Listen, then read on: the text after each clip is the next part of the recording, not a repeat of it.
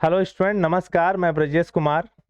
देखिए, BSc second year maths का जो ये बुक था एडवांस कैलकुलस, हिंदी में बोलते हैं इसको उच्च कलन, डॉक्टर एच के पाठक की किताब का इम्पोर्टेंट क्वेश्चन मैं टिक लगवा रहा था कि कौन कौन सा क्वेश्चन आपको पढ़ के जाओगे तो यूनिट नंबर जो ये वाला जो बुक है एडवांस कैलकुलस, उसमें अच्छा खासा स्कोर कर सकते हो।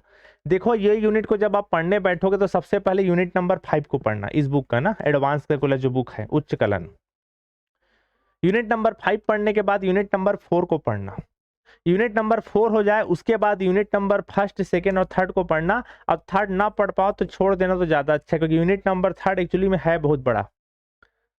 पढ़ने को तो पूरा पढ़ लेना, मैं तो सारे यूनिट का कौन कौन सा इंपॉर्टेंट थ्योरम है, क्वेश्चन है, करना है, पढ़ के जाना है, वो मैं बताऊंगा।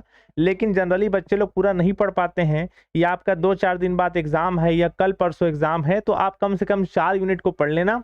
4 यूनिट में हर यूनिट 10-10 नंबर का आएगा, 40 नंबर का बना लोगे 50 में, तो कोई बुरी बात नहीं है।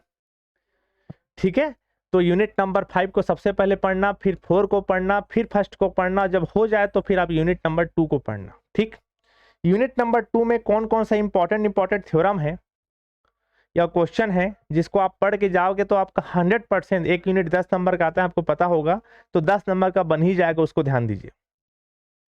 तो यूनिट नंबर फर्स्ट को मैं 4 पार्ट में तोड़ के बताऊंगा, part 1, part 2, part 3 and part 4।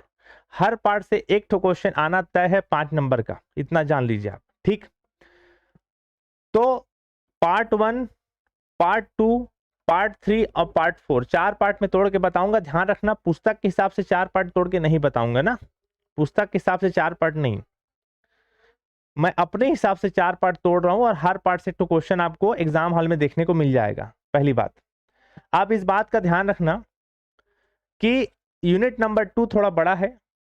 अगर आपको लगे कि मैं पूरा नहीं पढ़ पा रहा हूं, चारों पार्ट नहीं पढ़ पाऊंगा, कल सुबह मेरा एग्जाम है, यूनिट नंबर 2 को कैसे पढ़ूं, तो कम से कम 2 पार्ट को पढ़ लेना। पार्ट 1 को पढ़ लेना, पार्ट 2 को पढ़ लेना। यहां से एक तो क्वेश्चन आ जाएगा 5 नंबर का, यहाँ एक तो क्वेश्चन आ जाएगा 5 नंबर का, और काम चल जाएगा। वैसे पढ़ना तो पूरा चाहिए, लेकिन आपके सहूलियत के लिए बता रहा हूँ, अगर आपके पास समय की कमी है तो 2 पार्ट को पढ़ लेना। एक तो क्वेश्चन तो कम से कम 5 नंबर का बन ही जाएगा। ठीक, चलिए, यूनिट नंबर 2 में कौन कौन से क्वेश्चन आपको पढ़ के जाने एग्जाम के लिए, वो देखिए। आप सबसे मेरा निवेदन है कि आप जो है लाइन से देखिएगा। लाइन से कहने का मतलब है, यूनिट नंबर जो है, कहाँ गया, यूनिट नंबर 5 का इंपॉर्टेंट क्वेश्चन मैं अपने यूट्यूब चैनल के अंदर बना के डाल चुका हूं।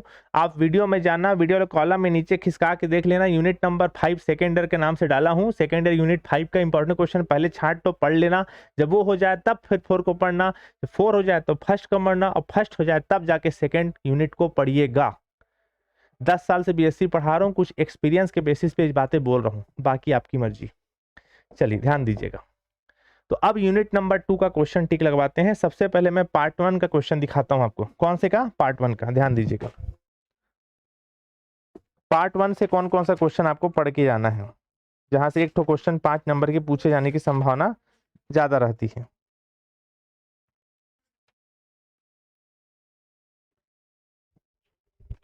टिक लगाएंगे आप लोग बुक से।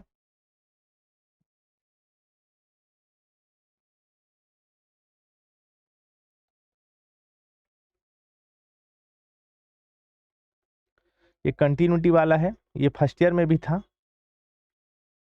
कंटिन्यूटी वाला। ठीक है,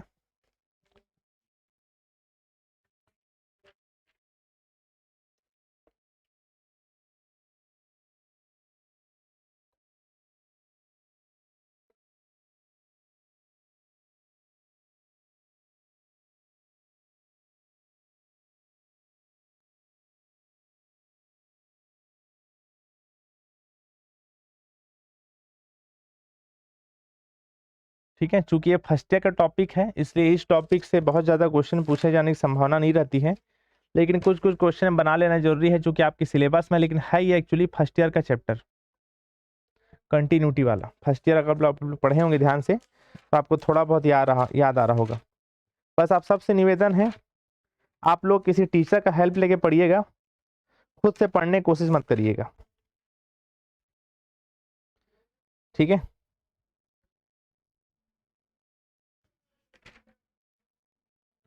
उसके बाद बोरेल थ्योरम, ये थ्योरम नहीं आता है, ये सिर्फ स्टेटमेंट काम आएगा बोरेल थ्योरम।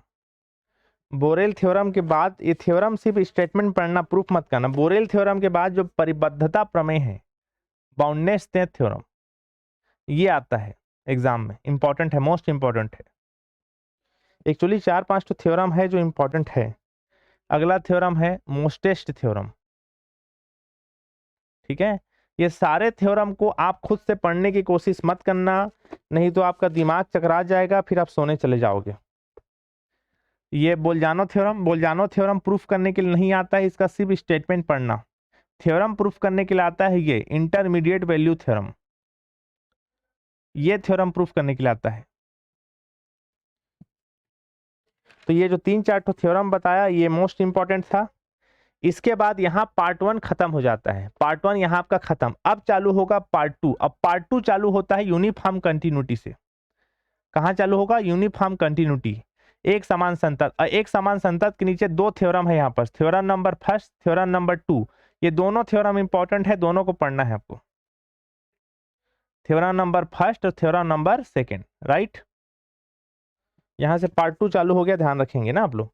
उसके बाद फिर यूनिफॉर्म कंटिन्यूटी के पूरे क्वेश्चन है, एकदम सिंपल सिंपल है, सारे क्वेश्चन सेम टू सेम बनते हैं।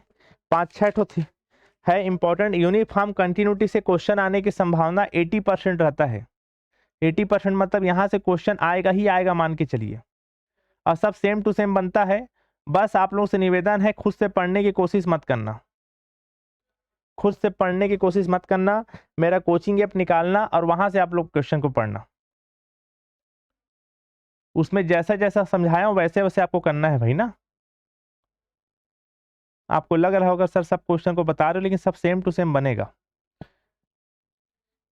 एक क्वेश्चन को जैसे बनाए बाकी क्वेश्चन बन जाएगा। ये यूनिफॉर्म कंटिन्यूटी हो गया पार्ट 2 का, यहां से एक तो क्वेश्चन आएगा ही भाई ना। अब चालू होगा part 3, part number 3। Part number 3 में पहले चालू होता है डिफरेंशिबिलिटी, अवकलनीयता। ये थ्योरम है, ये फर्स्ट ईयर में भी था कि every differentiability function is a continuity function, but इसका अपोजिट फॉल्स है, सत्य नहीं। मतलब कंटिन्यूटी फंक्शन लेके चलोगे, सॉरी, डिफरेंशिबिलिटी फंक्शन लेके चलोगे तो कंटिन्यूटी फंक्शन होना तय है, लेकिन अगर आप कंटिन्यूटी फंक्शन लेके चलोगे तो डिफरेंशिबल फंक्शन हो जाए, जरूरी नहीं। ठीक है भाई, ये थ्योरम है। ये हालांकि फर्स्ट ईयर का ही था, लेकिन सेकेंड ईयर के सिलेबस में भी दे दिया है। और इसके कुछ एग्जाम्पल्स हैं, जैसे ये वाला एग्जाम्पल कर लीजिएगा। ठीक है, एकदम सिंपल है भाई ना, बहुत ज़्यादा सिंपल है। यूनिट नंबर 2 को अगर आप 5 से 6 घंटा शांति से बैठ के पढ़ोगे ना, तो आराम से 10 नंबर कमा सकते हो इसमें। बशर्ते खुद से मत पढ़ना, आप सोचोगे कि मैं परीक्षा बोर्ड निकाल लूँ और खुद से पढ़ लूँ और 2 दिन बाद एग्जाम है, तो आपका नैया पार है, आप खत्म हो जाओगे, डूब जाओगे।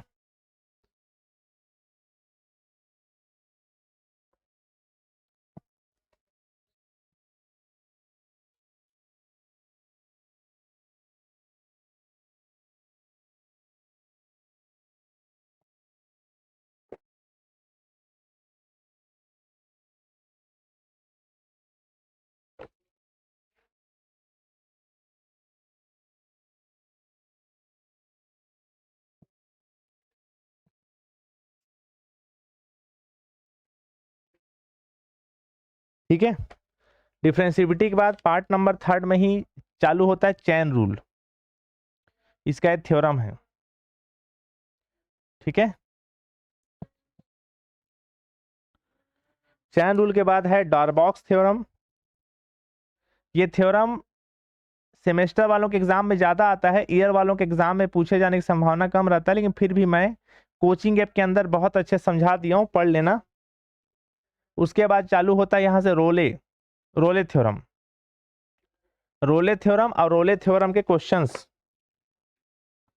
रोले थ्योरम के लगातार 5-6 ठो क्वेश्चन है, इसको आपको करने हैं।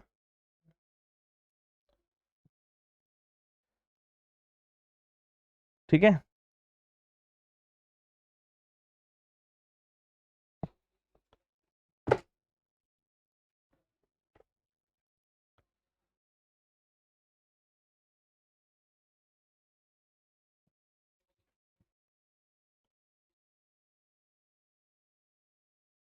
6 का बी करना ना, 6 का ए मत करना, 6 का बी ओनली।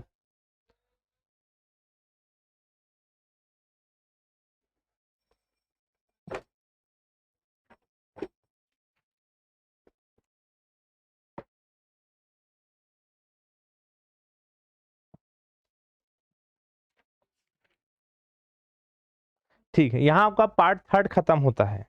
अब चालू होगा पार्ट नंबर 4। पार्ट नंबर 4 पहले चालू होता है लंगराज का मीन वैल्यूम थ्योरम से, जिसको फर्स्ट मीन वैल्यूम थ्योरम भी बोलते हैं।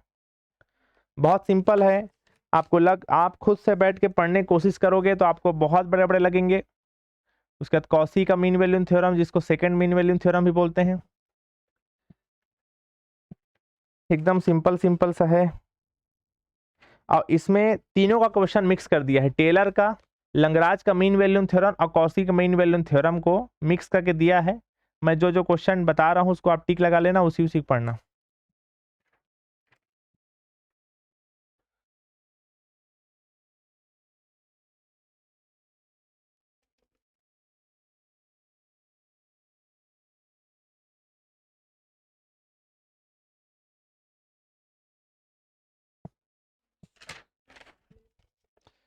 ये सब क्वेश्चन तीनों का मिक्स दिया है ना, टेलर का, कॉसी का मीन वैल्यूम थ्योरम और लंगराज का मीन वैल्यूम थ्योरम, तीनों को मिक्स करके दिया है ना।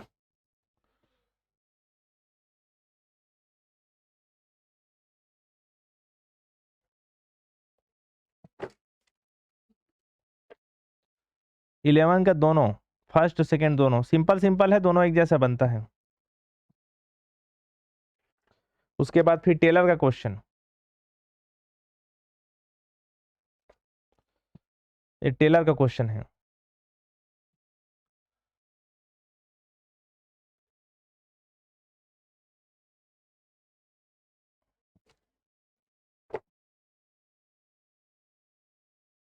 ये तीनों में से आएगा ही आएगा एग्जाम में, ध्यान रखना। कॉसी कॉसी का मीन वैल्यूम थ्योरम, उसके बाद मैं बोला आपको किसका मीन वैल्यूम थ्योरम, कॉसी का मीन वैल्यूम थ्योरम, लंगराज का मीन वैल्यूम थ्योरम और टेलर, तीनों को मिक्स करके दिया रहता है। यहां से एक तो क्वेश्चन आना तय है, ठीक है।